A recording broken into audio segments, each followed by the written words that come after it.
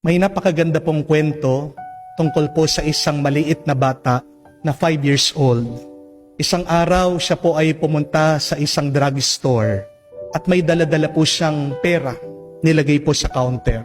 Sabi po sa pharmacist, "Sir, meron po ba kayong binebentang gamot na himala?" Nagtataka ito pong pharmacist. "Anong ibig mo sabihin?" Sabi po ng maliit na bata, "Sir, ito po lahat ng naipon ko. Nag-iipon po ako para makabili ako ng bisikleta. Pero ngayon po, may sakit yung aking ina.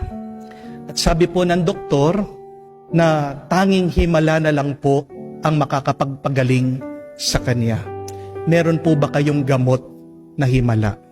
At sabi po ng pharmacist, "Bata, walang himala dito. Pero kung gusto mo ng himala, libre lang. Tabi ng drugstore ay may simbahan, pumunta ka kay Jesus. Magdasal ka sa Kanya. Dahil si Jesus lang ang doktor na makakapagbigay ng gamot ng himala sa iyong ina." Dali-dali po itong bata tumakbo sa simbahan, dala-dala yung kanyang pera. At nakita po niya itong larawan ng ating Panginoon nakapako sa krus. Tinapon po yung pera doon sa paanan ng ating Panginoon. Sabi, "Jesus, ito po yung ipon ko. Hindi na po ako bibili ng bisikleta. Tulungan niyo lang po yung aking ina."